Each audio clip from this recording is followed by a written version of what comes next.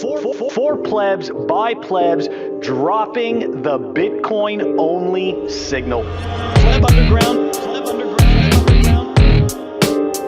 Welcome everyone to the Pleb Underground. Welcome everyone to the Pleb Underground YouTube show. We break down the Shitcoin Corner and the Hopium. As always, you've got Coin Icarus and my co-host, Walton. Walton, what is happening, my dude? What's up? Guys, welcome. This is Pleb Underground. We got the numbers brought to you by timechainstats.com. That's timechainstats.com. Let's have a look, Phil. At the time of this recording, the block height is 751,094. The Bitcoin price, 21,625. The total public Lightning capacity, 4,570.64 BTC. And my favorite, the Moscow time, 4624. That's right. We are getting so many more sats. We're getting so many more sats for the dollars. So it's bittersweet. It's bittersweet. All right, guys, for the numbers, we're going to take a look at some numbers related tweets and information. Let's dive into it. We've got a tweet from @Anthony Dessauer, and here we go. If this is kind of an interesting take, which is why I wanted to pull it up on the stats. If a hodler dies and their Bitcoin is lost, something interesting happens. That hodler's time and energy is not lost. The value of their life transfers to the rest of the network. Every sat you buy is a piece of your life that you have preserved for eternity. You are the hill. So before we get into the next piece of the numbers, I feel like that's very deep, Walton. I feel like like he might have Dan Hell did that. I feel like I read something very similar about a year ago. Like, no offense to Anthony, though Stack Chain is... Anyway, yeah. I like the sentiment is so true. You know, what do they say? You never own Bitcoin, you merely look after it for the next generation. You know what? That's really well said. And I think that that's a very important point, right? Because as of right now, okay, when we think about it, you know, when we really think about it, any asset that we have, okay, when we pass away, any one of us, you know, who has had relatives that pass away, you know, you see what the family goes through to quote unquote preserve the value that this person has created. Bitcoin, okay, Bitcoin is really unique in this sense because it doesn't require any of this red tape. It can literally be passed on to somebody else if somebody chooses, or if you didn't choose, it automatically goes back in and becomes a positive, a net positive for the entire Bitcoin network, which is something that doesn't currently happen right now with anybody's quote unquote assets. So I thought that was, I actually thought that was pretty cool. They often go to the state. They often go to the state if they're not going to anyone. That's right. They go to, that's exactly right. They go to the central authority, which does not go back to the people. So that's a very good point. Okay. Moving on to some more interesting numbers related stuff. Here we go. Let's take a look at this. I think that this is kind of like the canary in the coal mine. What am I talking about? I'm talking about energy prices. Let's take a look at this. This is a tweet from @BTCEDE. And here we go. Edelanot said, in just 3 years, Germany went from the third largest electricity exporter to energetically bankrupt. Impressive. Okay. And let's just go, let's just take a look for a second. Okay, let's just take a look at Germany's average monthly electricity wholesale price. Okay, from 2019 to July 2022. Just take a look at this chart. You're going to need a logarithmic chart for that soon. I mean, this is insane. This is crazy. Okay, these countries, okay, these countries listened to some bullshit ESG rhetoric and literally wrecked themselves, completely wrecked themselves. And it seems that nobody is actually taking responsibility for this incredibly poor decision making. I mean, it's decision making then, you know, fucks the rest of Europe. Like, it's not, you know, because energy markets are intertwined so heavily. So it's not just Germany's fuck up. that's contained. The whole of Europe then has to deal with it. Like, the majority of Europe is paying crazy energy prices. And it's not just because of Germany, right? It's in part because debasement of fiat currencies hits the energy producers, and so they're forced to pass on those the debasement and hence higher costs. But it's tragic. There's not a quick reversal, and yeah, it's going to be a tough winter in Europe. You know what? Those are great points, and I think that what we can add to that is that the reality, like you said, it's not just contained in a vacuum, right? If all of these countries give up producing their own energy, what happens? It automatically by default consolidates to the only nations that are deciding to produce energy. And what happens when you give all of that power and all of that control to a single entity? You know what? It has no other choice than to abuse that power. It is the only one in power. And that's literally what they've done. At this point, you have these countries that have handed the keys over. And if I'm not mistaken, isn't Russia the only one that's producing any energy of any consequence? A lot of the gas comes from Russia. And what was weird was, and I don't have a link for this right now, but there was a refinery, I believe, Houston sort of thing, Texas, that was responsible for exporting a very large percentage of gas that was going from the US to Europe, and that blew up or something like a month ago. And so there's some weird kind of a number of kind of weird energy things that combined don't quite. It seemed rather strange to be all coincidental. Yeah, I can't, I can't disagree with you. It definitely gets really strange. I also find it very peculiar that, all of a sudden all these people started, or I shouldn't say people, but countries started listening to essentially a child, right? Greta Thunberg, they all started listening to a child about, you're stealing our future. It's like, do you realize, one of the greatest hoaxes that we can have, okay, is pretending. Okay, it's pretending that people who have experience and wisdom have no freaking clue what they're talking about. Okay, that is one of I find that is one of the strangest things that we've done in our society, where we go and decide, oh, the kids know best. The kids, I find that the problem is that you have very old people in the Senate, etc., where the average age is 64. Showing some incompetence, and so then people go, oh, well, maybe the children actually do know better because the adults are being fucking idiots. It's not, again, these things aren't isolated, but yes, it's complete bollocks that people are listening to the child, but actually it's not really the child, right? She's a mouthpiece. She's a puppet because the woke agenda is about making you buy in from an emotional perspective, not from a logical or pragmatic perspective, but from an emotional one. That by disagreeing, you can't disagree with this nice young girl. How can you be so mean to her? It's manipulative. It's very feminine behavior. And not in a good way, right? It's.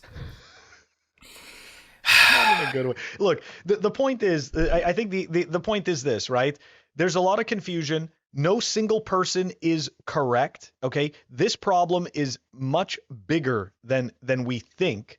Okay, and the issue is that we are only going to see how bad this restriction on energy production. We're only going to see how bad that becomes once it completely falls apart and it's too late. Okay, it makes me think of that analogy, right? The light at the end of the tunnel, and then somebody tells you, yeah, that light is a train. Okay, it's not hope, it's a train. It's a train coming into the tunnel. Choo choo. Yeah, exactly. And you got to get out of the way. So look, I mean, this isn't going to stop. Okay, the ESG proponents, they aren't going anywhere because it is exactly what you said, Walton. It's about getting you to buy into these ideas with emotions, and it is about getting you frustrated with your emotions, so that way you can make emotional decisions which are not actually grounded in reality. And this is because we're in an era of weak men where the boomer males haven't kept in good physical shape. They've been having too many seed oils, not enough protein, not enough exercise. And so the society is leaning towards the more emotional, kind of slightly more feminine frame of looking at things. And yeah, men need to start being men, stand up and lead. Yeah, I got to agree with you, Walton. So the takeaway from this, no seed oils, don't let your emotions rule you, and fuck shitcoins. All right, there we go. Fuck shitcoins. I love it. Hopium. All right, the Hopium segment is brought to you by CryptoCloaks.com. Check them out for all your 3D printing needs, and we've even got a 5% off coupon. Buy anything in the shop and just use PlebUnderground as your coupon code for 5% off. They've got cool stuff like the Honey Badger. I love the 3D printed Honey Badger, and it's got a great little storage right here. So you can see I put my FUD dice, but you can actually fit a hardware wallet in there. Check them out. CryptoCloaks.com. What's a hardware wallet, Bill? I think you mean a signing device. You can fit a signing device in that drawer. Right. Good man, thank you. You're right. You could keep your signing device in here. Very well said. Excellent. I love it. We've got two pieces of Hopium. I think one of them is a little more controversial. They're both controversial, but it's all Hopium, right? Anytime you see stuff like this in the quote-unquote crypto space, you automatically start getting excited. I remember 2017, 2018, after we hit our all-time high of 19,900, whatever it was, we kept on seeing articles like this, and people would just sit there and go, I don't get it. There's all this amazing news. Why aren't we moving higher? That's why we call it Hopium. That's one of the reasons we call it Hopium. Anyways, here we go. MasterCard partners with, there we go, shitcoin platform Binance to bring Bitcoin payments to high street stores. That's right. I had to add my own opinion in there because they partner with Binance, of course. All right, let's dive into it. The card company CEO said it was working with Binance to let people use their shitcoin holdings in over 90 million shops that accept MasterCard payments. That's actually kind of interesting though, right? That's kind of interesting because look at what the title says. MasterCard's partnering with Binance to bring Bitcoin payments, but then we scroll right down and in the first paragraph. To me, what this sounds like is that Binance is becoming a bank and issuing like debit cards basically for their accounts. Fuck Binance. Fuck Binance is doing the right thing to survive. These are all companies that are trying to make money off being custodians and intermediaries. And what does Bitcoin not need? Custodians nor intermediaries. So, how are they going to be doing the payment stuff? I guess they're facilitating some sort of lightning thing. Again, in last week I talked about this. That the big legacy companies are going to be trying to get into the services, offering offerings to businesses who want to accept Bitcoin as a means of payment. What do we see? Exactly this. I don't know. Again, I view it with some skepticism because, of course, they're going to be trying to take their cut. But are they going to help with Bitcoin adoption in the long term? Probably. Is it in the way we want it to happen? Yeah, exactly, right? We'll have to see. So here, just to wrap up this, this kind of fluffy article, MasterCard's announcement comes. See, they always have to stick this in, okay? It comes after El Salvador became the first country in the world to recognize Bitcoin as legal tender in September 2021, despite protests from citizens and calls from the IMF to stop accepting the cryptocurrency or risk missing out on access to loans from the institution. Okay, now before we dive into our next article, I just want to point out what did we say last time when we were talking about MasterCard and Visa? They have the biggest moat when it comes to the current payment industry. Okay, MasterCard and Visa own the lion's share of the the payment rails. So naturally, they are not just going to hand this over, and they're definitely not going to hand it over to a company like Binance. They're not going to hand it over to a company like Gemini, which yes, indeed are exchanges, but don't forget, right? Companies evolve. So right now, Binance is just a shitcoin exchange, but they could evolve to become major competition to somebody like MasterCard, to somebody like Visa. Not saying that that's going to happen, but it's better for them to work together and MasterCard can maintain their moat. Do I agree with this? No, I don't, because it's what Walton just said. I don't really think, MasterCard at the end of the day, they are interested, and this is maybe, maybe MasterCard and Visa will be good for Bitcoin in the sense that all they care about is their network, their fees, and their branding. So maybe maybe it is a good thing. I don't know. We'll have to see. But I think that this is I think it's a nothing burger, and that's kind of why I'm calling it Hopium. Walton, what are your thoughts before we move on to the next article? I mean, we'll see. We'll see. Like, again, like the point of us highlighting Hopium in part is to actually tell you to not pay attention to it. Like, zoom out. Exactly. It doesn't necessarily mean that this is going to be something huge. Like I remember when I would read this kind of stuff, I was like, oh my gosh, I need to get in. Hyper-Bitcoinization's happening tomorrow! No, it's not. Slow down. Zoom out. Don't get leveraged. This is part of the, and I mean, they're mentioning Bitcoin, but then right away they mention crypto. This is one of those things that I talk about in shitcoining, which is the partnership parade. Right? You see these partnerships, you think to yourself, that's Would you like to hold hands with me? Right? Okay, here we go. Let's wrap it up with our second article.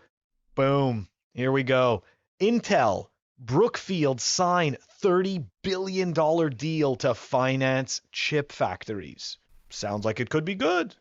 Intel has struck an unusual $30 billion funding partnership, there it is, the partnership parade, with Brookfield Asset Management to help finance its factory expansion ambitions, signaling some big investors are upbeat about the long-term demand for semiconductors. The agreement with the publicly traded Canadian asset management firm is the first of what could be a series of such arrangements Intel pursues to underpin Chief Executive Pat Gelsinger's push to make the company a leading contract chip maker and regain its manufacturing advantage over competitors in Taiwan and South Korea. Intel isn't alone in having aggressive chip investment plans. Last year, Taiwan Semiconductor Manufacturing, the world's largest contract chip maker, said it would spend $100 billion over 3 years to boost output. And South Korea's Samsung Electronics, also a major chip maker, unveiled a 3-year plan to spend more than $205 billion. Political leaders in the US and Europe have signaled eagerness to build up chip making locally and counter the industry shift towards Asia, where manufacturing has typically been less costly. Okay, so nowhere in that article do they mention Bitcoin. Nowhere in that article do they mention cryptocurrency. But it's funny because these articles get flagged as being quote unquote bullish for Bitcoin, bullish for crypto.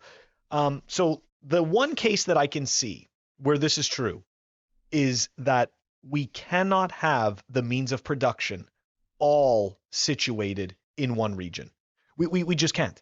Because immediately this goes back to a point that we were making all the way at the beginning of the show. What happens when you only have one major player? Look at what Germany did to itself with energy. It literally kneecapped itself.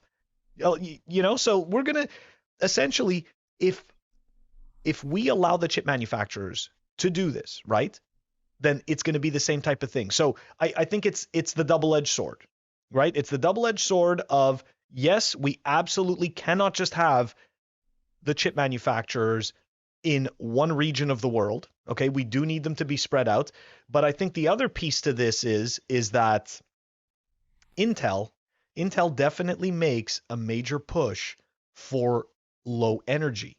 Now, I don't have an issue with chips using energy efficiently. What I do have an issue with is companies putting out the narrative that a quote unquote low energy existence is somehow going to lead to our prosperity. Okay? So there's a bit of a confusion in the narrative, and I just, I wanted to point that out. Now, am I bullish on this, right? Like, am I bullish on this news?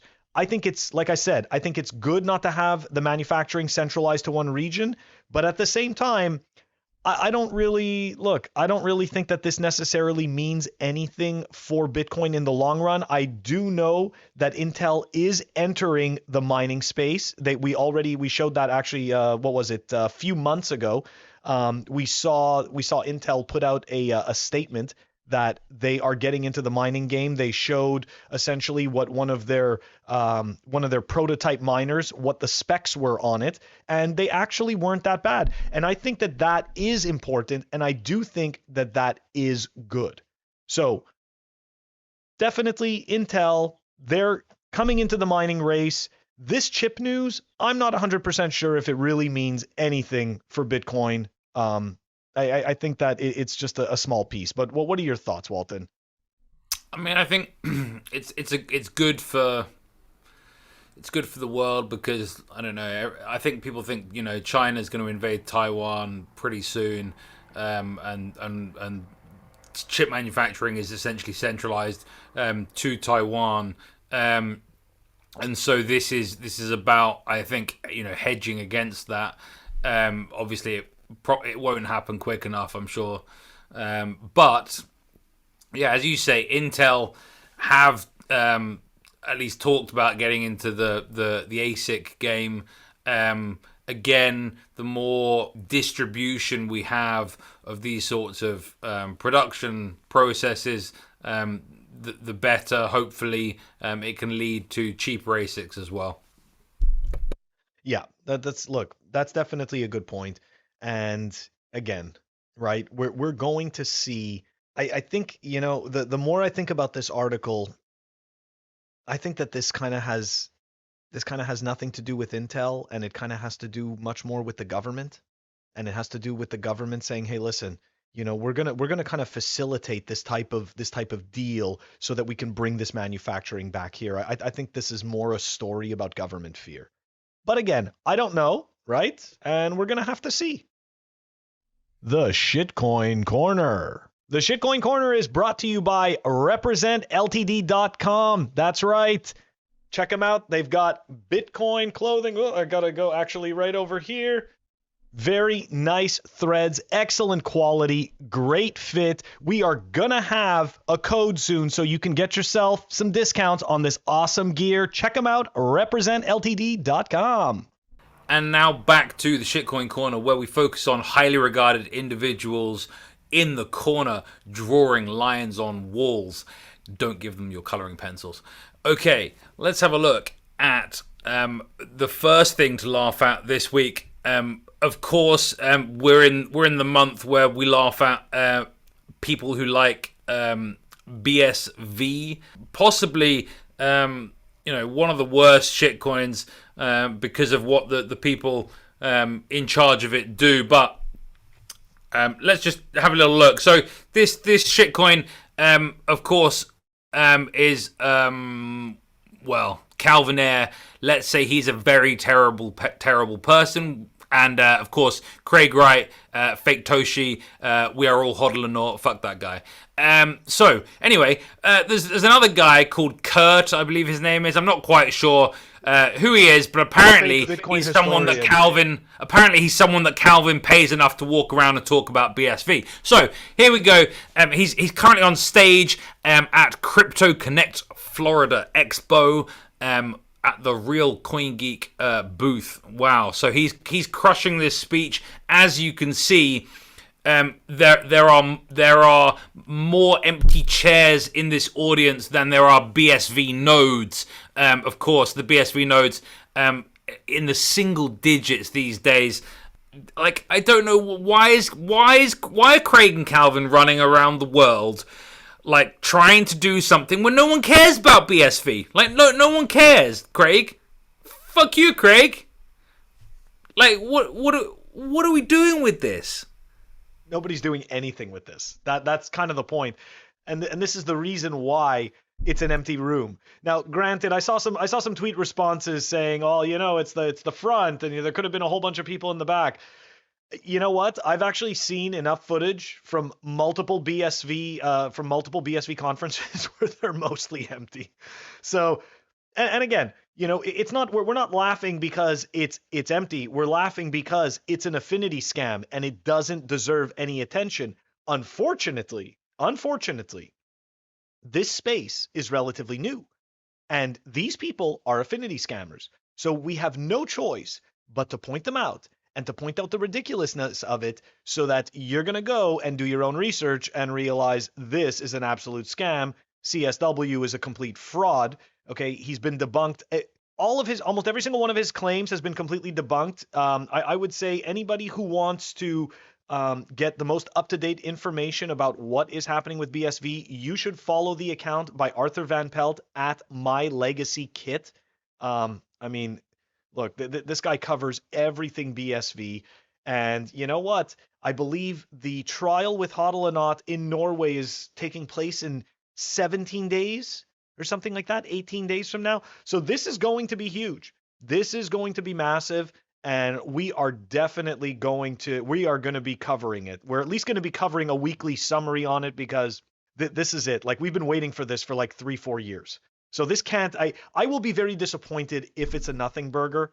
Yeah. Just to give you a bit of background, this I'm going to show you my next share of today for the Shitcoin Corner. We're going to have a little look at perfectly timed, Phil, some of Arthur Van Pelt's excellent work, like chronicling the fraud that Craig Wright is. So, his I'm going to read a little bit from the top here. His reputation inside courtrooms already abysmal. Over the last 2 decades, 8 judges on 3 different continents have been ruling everything between he's a big fraud and he has a tiny penis.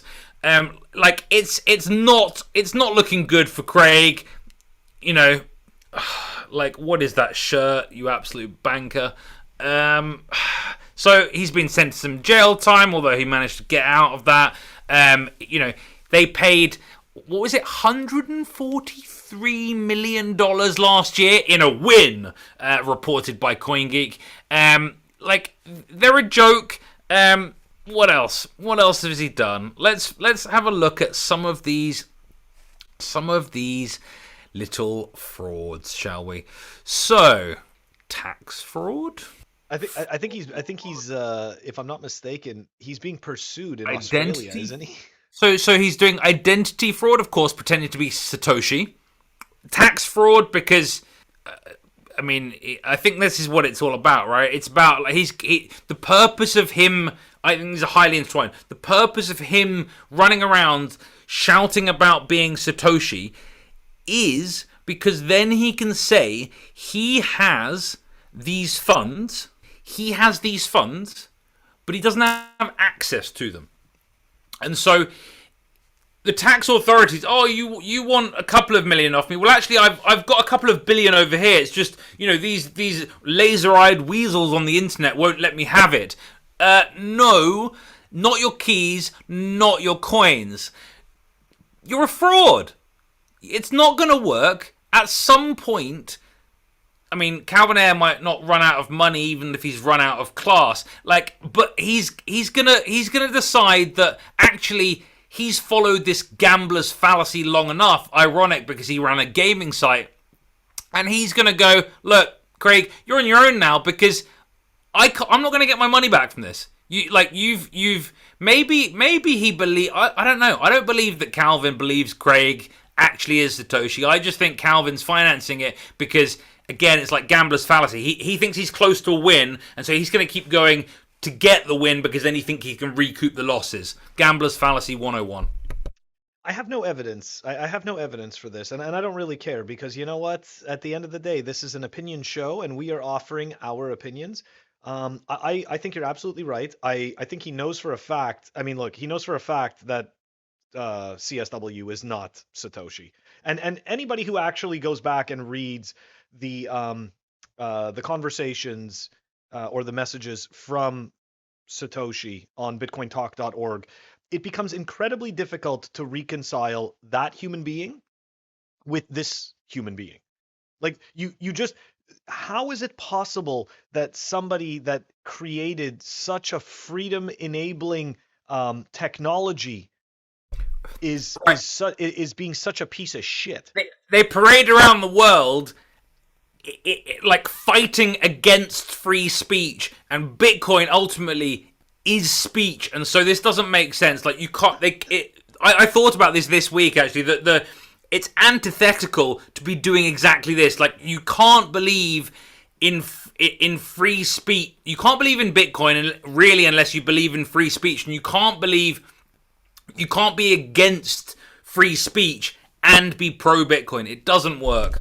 Yeah, I completely agree. And the point I wanted to make about Calvin, it's not necessarily just Calvin, but I personally believe that BSV just gets used for money laundering. You know what I mean? Like they control all the nodes. Okay, and Craig has mentioned on several occasions that it's, you know what? At some point, it will become unaffordable for anybody to run nodes, and that they shouldn't be validating transactions. Again, not part of the way that Bitcoin was supposed to work. Okay, so this is another red flag. And if you ask me, the reason why Calvin sits around, sticks in this, is because of exactly that. It's because he's using it for nefarious purposes. That's, again, just my opinion. Okay, I don't have any evidence towards this.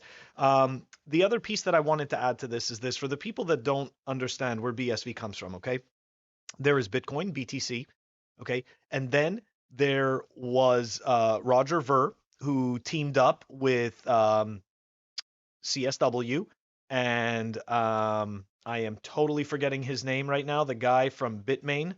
Jihan Wu. Thank you, Jihan Wu. And these three clowns got together and made Bitcoin Cash. Okay.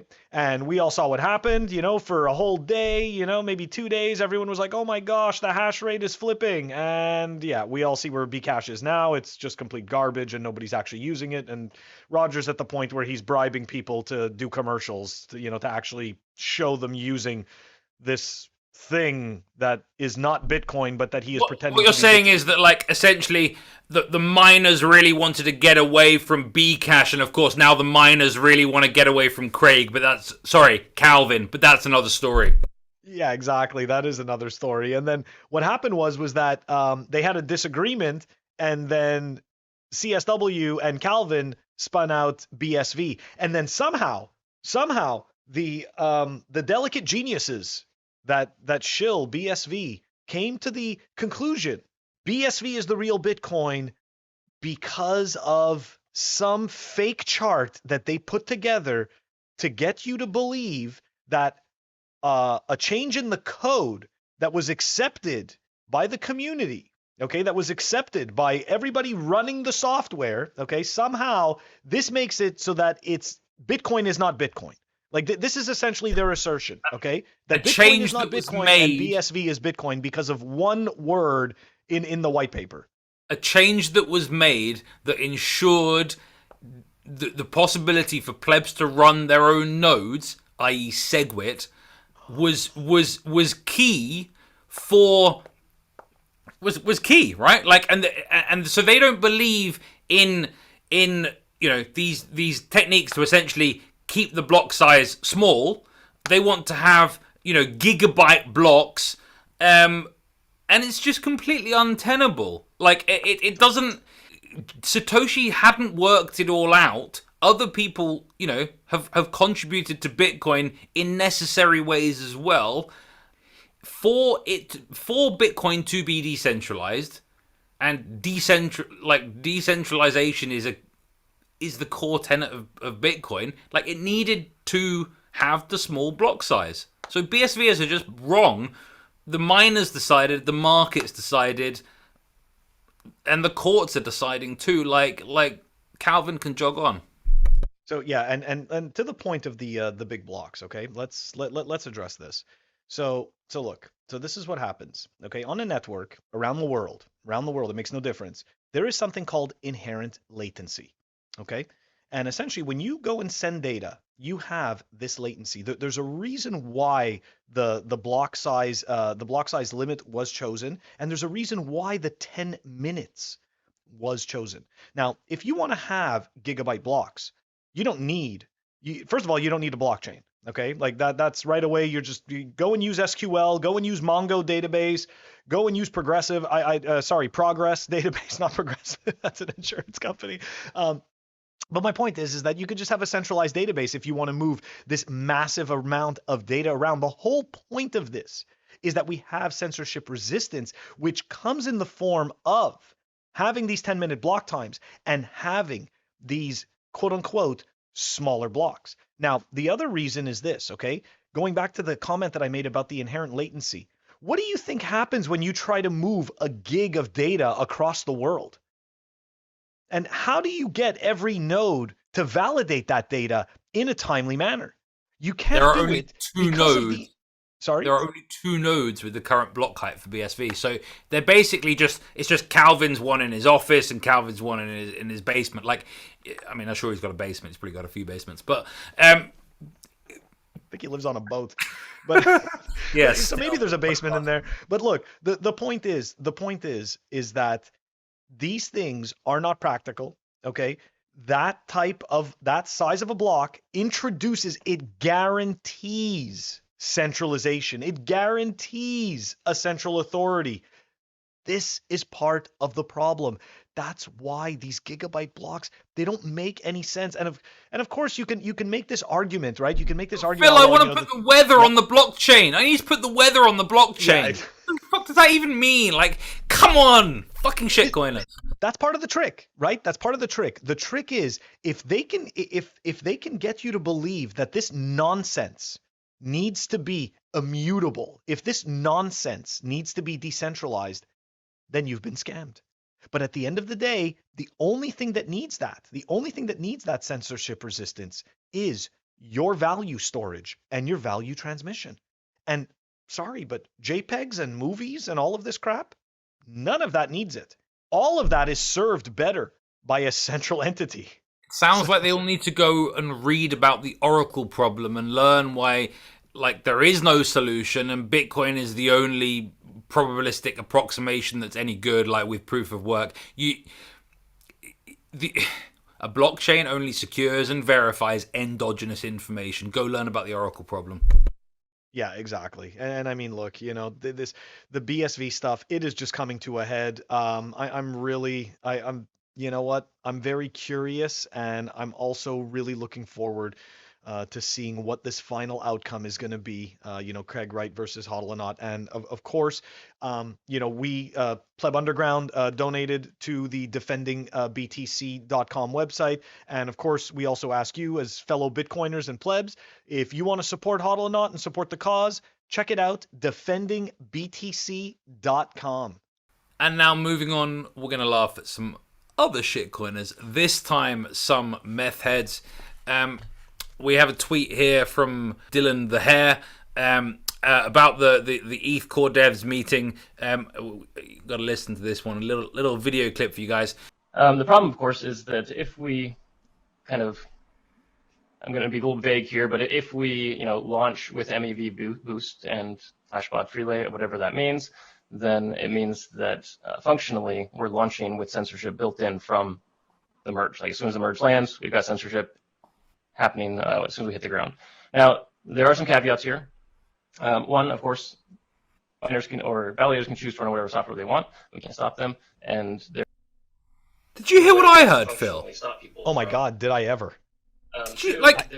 From what I heard, they said that once they do the merge, that censorship is built in by design. Yeah. Sounds super decentralized, Phil. Sounds like ultrasound money. Yeah. So hold on a second. So they're launching with. So let's recap this. Let's just recap this. So they're launching. So first of all, the dev is talking about two things that even he doesn't understand, right? He even pointed out that these two functions. He was like, whatever that means. Okay, and then he goes on to explain that they're launching with censorship resistance. With censorship built into the base protocol. Okay, number one. Number two. There's no way for them, okay, once they actually go to Beacon Chain, right, which is the ETH 2.0 thing that is going to be proof of stake. Do you know that you can't withdraw any of your funds? So there's and I've been tweeting about this for Hey weeks Phil, already. that's only for 6 to 12 months. It's not like hex people that put their thing in for 30 years while Richard is spending all their bags. Like, come on, guys. Richard's not spending all that money, man. You're acting like everything he wears is Louis Vuitton. Oh wait, it Hey, is. that guy's not called Richard Heartless.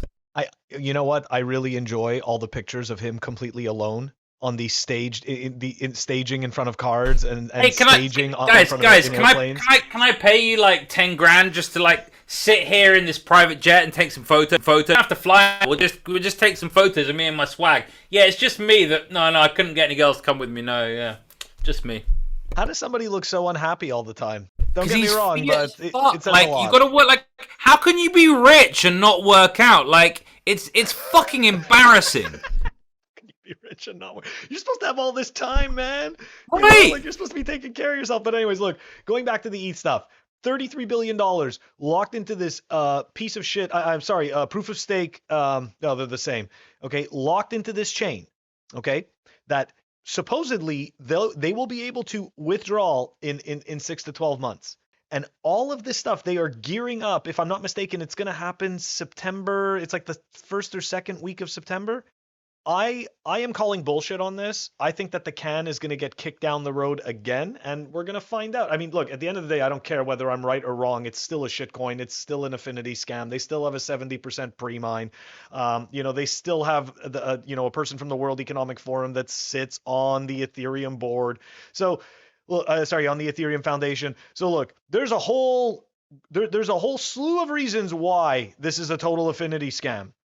But I just think that they're going to kick the can down the road. I think that the withdrawal problem is going to be a lot worse than people think. That is just my opinion, and we'll see what happens.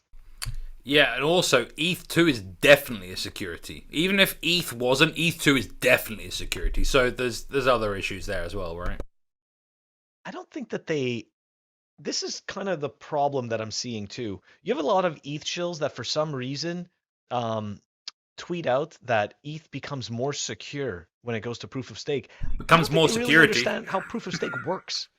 Like no, neither does anyone. They just go, ooh, buzzword, and then this goes over here, and then it's like a pinball machine but with buzzwords. Yeah, it really what it is. It's the Rube Goldberg machine for buzzwords. That's a great way to explain it. It really is, and they love for whatever reason they absolutely love the buzzwords. I don't know. And why. the community, because yes, community. Yeah, because like fat guys like don't go to the gym, so they don't have any buddies there, and no one likes them at work because they're unproductive, and they can't pick up girls. So, but the community, yeah.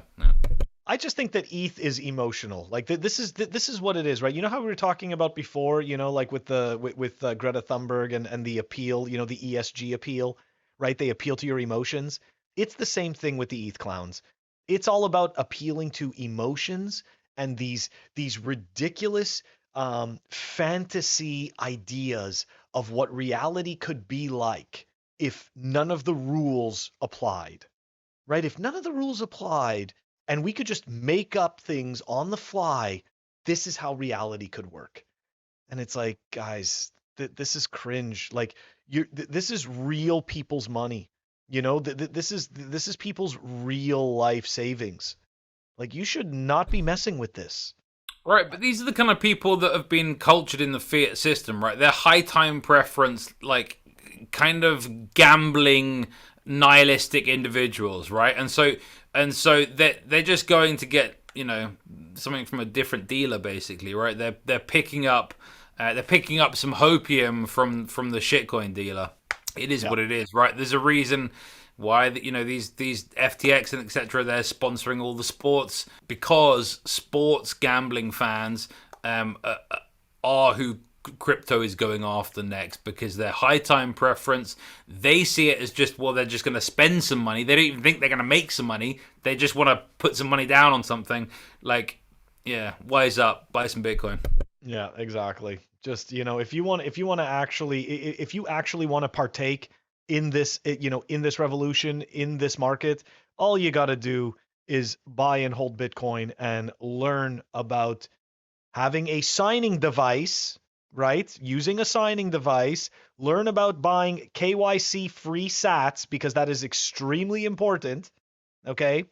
And obviously, we have to learn about our OPSEC, which is kind of ironic coming from somebody like me who's showing my face on YouTube. But still, somebody has to say it, and there's a bunch of us that say it. So yeah, pay attention to your OPSEC, you know? Be better than me is what I'm saying. Be better than me. I've seen Matt Odell's face on YouTube too, so it's it's all relative. It is. But I just think it's important, right, that we don't take ourselves too seriously and that we understand, like, hey, you know, it's like I'm sitting here telling you about OPSEC and I'm telling you about KYC free sats, but like here I am on, you know, like here we are on YouTube and we're doxxed, you know? And talking of The OPSEC, irony. you should actually follow the OpTech newsletter if you want to keep up to date with developments in Bitcoin. A very useful resource there. Yeah, absolutely. Absolutely. And you can see the major conversations that go back and forth on all the what's it called, on all the PR merges. And to your point, there's also great mailing lists, right? There's, you know what, we're going to put them in the show notes because I keep these things. There's the Linux Foundation. They have a whole bunch of mailing lists. You could be on the Bitcoin Core mailing list. You can get on the Lightning mailing list, and you can see what all these core devs are talking about all the time in terms of the features and functions going into Bitcoin. Very good idea. OpTech newsletter. All right, we'll add that too to the show notes. Buy some Bitcoin. Like, actually have some hope in your life. Like, stop being such a degenerate. Like, do you wanna what do they say? You can either struggle to survive or you can struggle to thrive. Like, buy some Bitcoin, like, improve your skills, invest your time in your business, your family, and good people around you.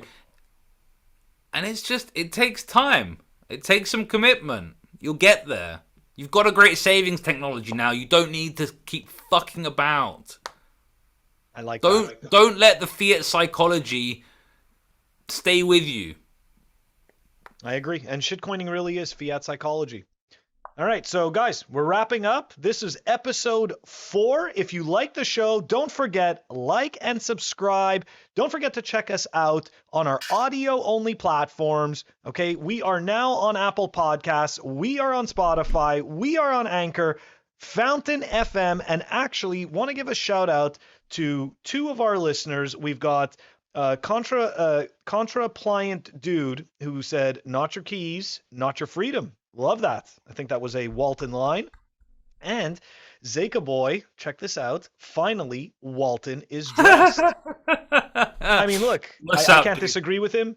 I know that you're short Bitcoin because now you're buying clothes, but I can tell you this. The fans appreciate your style. Hey, I was getting tips when I was wearing less too, so hey, what are you going to do? Now, if I can just finally say, fuck shitcoins. Thank you, Phil. This was Pleb Underground. We'll see you next week.